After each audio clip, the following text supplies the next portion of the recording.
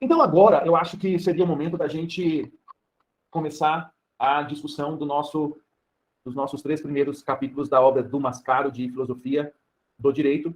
Eu não sei se vocês perceberam, mas o Mascaro tem uma leitura mais complicada do que o último livro que a gente leu, né? O último livro que a gente leu, parece que a gente lê de um jeito mais fluido, né?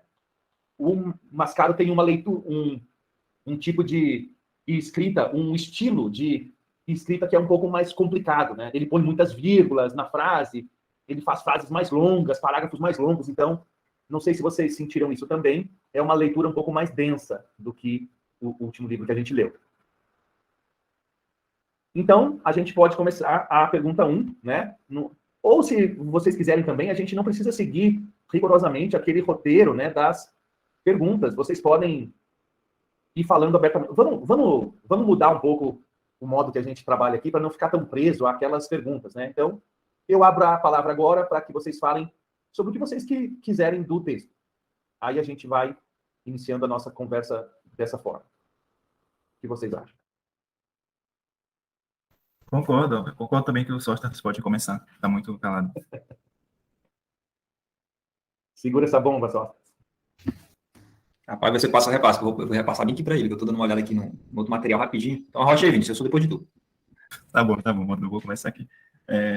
No começo, eu achei interessante do que ele falou sobre uma delimitação e um modo de abordagem que a filosofia tem e se diferencia do senso comum, e que ela não é estática, não é um conhecimento estático, que desde os filósofos antigos até os contemporâneos permaneceu a mesma, e sim que ela é variável de certas circunstâncias históricas, sociais, e que tem até uma frase aqui, ó, ele fala, a princípio, ironicamente, a filosofia é o que se chama por tal, né? E ela constitui uma fase cotidiana do estudo filosófico. E ele também, achei interessante, eu nunca tinha parado para pensar que quando nós estudamos os filósofos, nós acabamos por cair numa história da filosofia, né? do pensamento filosófico. Então, até um modo de aprender, que ele fala até que é didático, né? Que estrutura mais o pensamento filosófico, e eu acho que dá uma bagagem, como ele mesmo fala, uma bagagem mais filosófica. Sim. Ele tem uma posição muito interessante, né, sobre a história da filosofia. E daqui a pouco eu volto sobre isso. Discute-se muito no ensino da filosofia no ensino médio, discute-se muito como que o professor de filosofia deve ensinar a filosofia, né? E há várias formas de você ensinar filosofia. Uma forma é a forma histórica, ou seja, você começa lá na Grécia e vem pelos períodos históricos até hoje. Essa é apenas uma das formas. Há várias outras formas. Há a forma temática também. Essa forma temática, você escolhe um tema, por exemplo, filosofia política. E daí você volta nos filósofos principais que abordaram a filosofia política. É uma forma de delimitação da abordagem histórica. E há uma outra forma também que você escolhe filósofos. Você escolhe filósofos e mergulha neles. Por exemplo, Aristóteles, Platão, Agostinho, Aquino. Depois vai para Hobbes, Locke, Rousseau, Hegel, Kant, até chegar hoje. Então, há essas 3 formas. Abordagem histórica, temática ou por filósofo de forma individualizada. Para cada uma dessas coisas, existem prós e contras, existem defensores e críticos.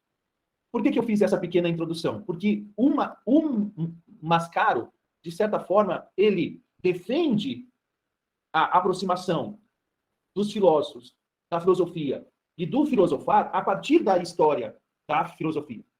Mas, ele diz que a filosofia não pode ficar presa e condicionada apenas a isso, ao conhecimento erudito da história da filosofia. Ser filósofo não é conhecer a história da filosofia, é muito mais do que isso. Você tem que viver a filosofia, você tem que filosofar sobre os problemas do seu tempo. Então não basta você conhecer a história da filosofia, você tem que aprender a filosofar. Sobre o que o senhor estava comentando ainda há pouco, que a filosofia não deve estar restrita ao conhecimento histórico apresentado, eu acho que ele deixa isso um tanto quanto claro nesse texto que ele apresenta, quando ele faz menção que a filosofia não deve estar restrita simplesmente à ideia de obtenção de conhecimento e de sistematização, uma organização sistematizada desse mesmo conhecimento, mas ela vai além disso, levando o indivíduo a um pensamento crítico sobre as coisas. Eu creio que um dos papéis da filosofia, que é o que falta muito, principalmente na filosofia ensinada no ensino médio, é justamente levar o indivíduo a esse pensamento crítico sobre o que se observa, né, que é um grande diferencial, principalmente para quem está nesse meio da pesquisa, para quem é pesquisador.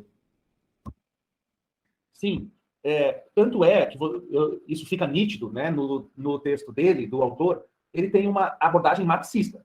Isso fica bem claro, né? É por isso que ele faz duras críticas à história da filosofia. Mas veja bem, não tem como você aprender a filosofar se você não conhecer os filósofos da tradição filosófica. Repito, não tem como você aprender a filosofar se você não entrar em contato com os textos dos filósofos e com a tradição filosófica.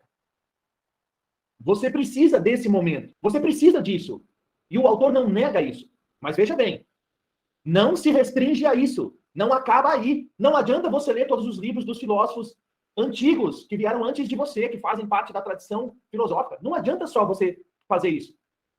Você tem que aplicar esse conhecimento nos problemas que você vive hoje. Hoje, nós, latino-americanos, sociedade brasileira, ano de 2022, ano eleitoral, com todos os nossos problemas, desemprego, inflação, fome, corrupção, a gente tem que usar essa tradição, esse filosofar, para pensar esses problemas de hoje.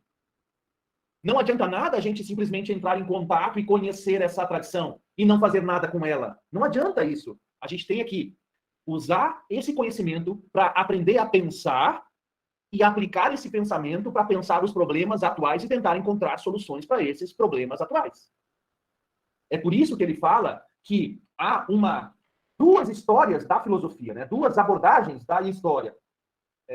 A filosofia tem uma dupla estrutura.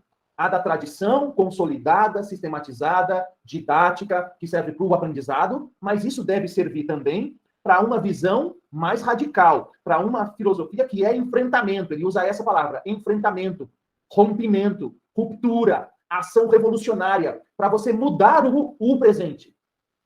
A filosofia não serve para manter, justificar, legitimar, fundamentar o status quo, a realidade atual. Não, ela deve servir para ver essa realidade de uma outra forma e descobrir nela novas possibilidades de construção para o futuro, de rompimento, de mudança, de transformação. Filosofia é o que os filósofos fazem ao filosofar. Essa frase parece não dizer nada, mas ela diz muito. E, de certo modo, concorda com o que o autor fala sobre aproximar-se da história da filosofia como um ponto de partida, né? Então, se a filosofia é o que os filósofos fazem ao filosofar, a filosofia do direito é o que os juristas filósofos fazem ao filosofar sobre o direito, ao pensar o direito. É nisso que a gente tem que prestar atenção. Quem são esses filósofos e o que eles dizem que é o filosofar? Se a gente prestar atenção nisso, a gente responde o que é filosofia.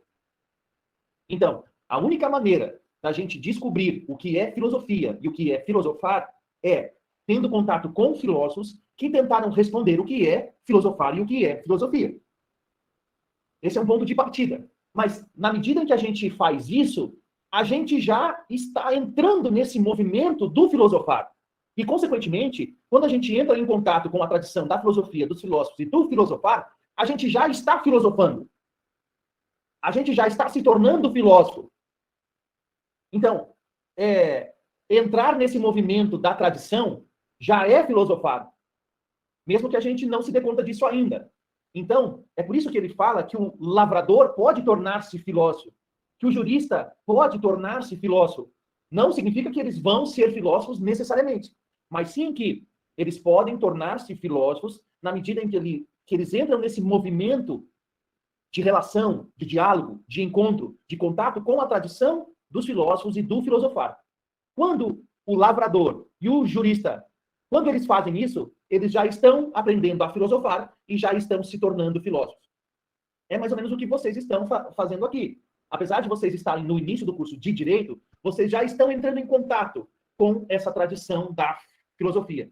E ao fazer isso, vocês já estão entrando nesse movimento do filosofar.